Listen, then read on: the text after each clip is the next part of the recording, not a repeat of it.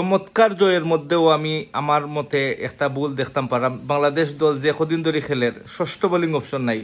একটা রেডিমেড একটা উত্তরই দিতে পারে যে সাকিব থাকায় আমরা লাক্সারি হয়ে গেছিলাম গিয়ে, এবং আমরা এরকম অপশন আমরা বার করতাম পারছি না। তার মানে যে আমরা এখন চেষ্টা করা যেত না, এলাকার নাই যে মুখস্থ ক্যাপ্টেন্সি দেওয়ার কতদিন, মুস্তাফিজুর আর কতদিন সার্ভিস দিব, ডে তো বারো মুস্তাফিজ স্পেশালিস্ট আমরা জানি, এবং মুস্তাফিজুরের ম্যাচটা জিতাইয়া দিল শেষে। কিন্তু আমরা ষষ্ঠ বোলিং অপশন দরকার যে দুই ওভার এক ওভার করতে পারে। রিশাদ একটু এক্সপেন্সিভ হয়ে গেছে কি যেন আমরা ষষ্ঠ বা সপ্তম, অনেক অনেক দলে খেলায় সপ্তম বোলার নিয়েও খেলায় যারা হাত ঘুরাইতে পারে, বোলিং করতে পারে। আমরা সাইফুদ্দিনটা এখানে বয়ে হয়েছে জানি না, তামিম দাসকে এখানে বয়ে নিয়েছে, কোনো কারণ নাই, কোনো ব্যাখ্যা নাই, কোনো বিশ্লেষণ নাই। কিন্তু যদি কোনো কনসার্ট থাকলে এটা ওকে অন্য বিষয়, অন্য আলোচনা। কিন্তু ষষ্ঠ বোলিং অপশন না লইয়া খেলা এটা বুকামি ছাড়া আর কিচ্ছু না। এবং ইজয়ের মধ্যে আমি খুব বেশি মাহাত্ম দেখি না, যে পাকিস্তান কিন্তু জিততে জিততে হারিয়ে গেছে, এবং এরকম ম্যাচও মুস্তাফিজুরে আর এরকম পিচের সহযোগিতা নিয়ে ইন্টারন্যাশনাল ক্রিকেট চলতো নাই। এবং আমরা হোম কন্ডিশন আমরা অবশ্যই নিতাম, কিন্তু আমরা হোম কন্ডিশন ইলাকা নিতাম না যে হোম কন্ডিশন নিলে আমরা বারা খানকে খেলতাম পারতাম না।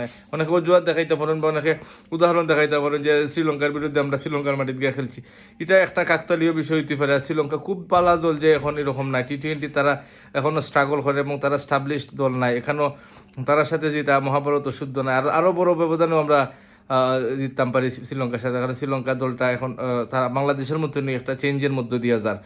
পাকিস্তান খুব শক্তিশালী দল, এবং শক্তিশালী দল হইলেও তারা পূর্ণ শক্তি লই আইছে না কিন্তু। এবং যে মাঠও খেলা হয়েছে, এবং লিটন যে লাখান আউট হয়েছে, এটা আউট হওয়ার মতো নাই। তারও এখানে দোষ নাই, এরকম বল এরকম শট খেলতে হইব, এবং বল মাঠের কারণে কিন্তু আউট হয়েছে। আমি সবসময় এই টুর্নামেন্ট শুরু হওয়ার আগে এবং এই টুর্নামেন্ট শুরু হওয়ার পর থেকে এখন পর্যন্ত কইলাম যে এই সিরিজও যে ব্যাটসম্যানে রান করবো, যে ব্যাটসম্যান সেট হয়ে যাব, যে এই মোমেন্টাম ধরবো, এর ভবিষ্যৎ অন্ধকার। ইনিংসে অন্য মাঠে গিয়ে খেলি করতে পারতো না। এবং আমি মনে হয় ইউজ টু হওয়া উচিত না এই পিচ।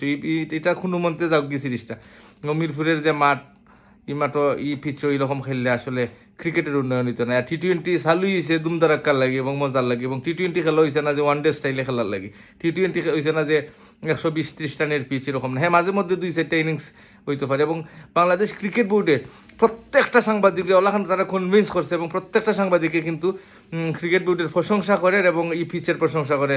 আবিদ হোসেন সামি সহ যারা নাম লইলে আমরা সব সাংবাদিক হলতে তারা ক্যাপচার করে লিছে, এবং এটা একটা সিন্ডিকেটের মতো। এবং তারা প্রশংসা করে বিসিবির, যেখানে সমালোচনা করা উচিত আসলে এরকম পিচের, কিন্তু সবে কিন্তু করে। আমরা হোম কম্পিটিশনে অস্ট্রেলিয়া হোম কম্পিটিশনের সুবিধা নেয়, সাউথ আফ্রিকায় নেয়, পাকিস্তানে নেয়।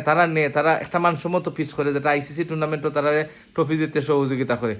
এই বিষয়গুলো আগে তো সমালোচনা করতে পাইছে, বকল এখন সমালোচনা করো না, তোমরা কনভিন্স হয়ে গেছো কি? তার মানে আমার কাছে মনে হয় যে বড় ধরনের একটা গ্যাং বা গং আছে যে ক্রিকেট বোর্ডও, তারা মনে করছে যে সাংবাদিক হলতে তারা ক্যাপচার হলে প্রত্যেকটা সাংবাদিক এখন ইতিবাচকভাবে লেখে এরকম পিচ বালা, এরকম পিচ বালা। জানি না আপনারা কিতা মনে করেন, আর আমার কথা কিলাখান লাগছে। যদি ভালো লাগে থাকে তাহলে একটু সাবস্ক্রাইব করলে আমি খুবই খুশি হইমু। আর আমার সাথে যদি দ্বিমত হইন তাইলেও জানাইবা, একমত হইলে জানাইবা। দুইও পক্ষ মানে ভালো লাগলেও কমেন্ট করবা, খারাপ লাগলেও কমেন্ট করবা, যেটা কমেন্ট করবা এটাই আমার লাগে ভালো, আমি খুশি হইমু। ধন্যবাদ সবাই, আল্লাহ হাফেজ।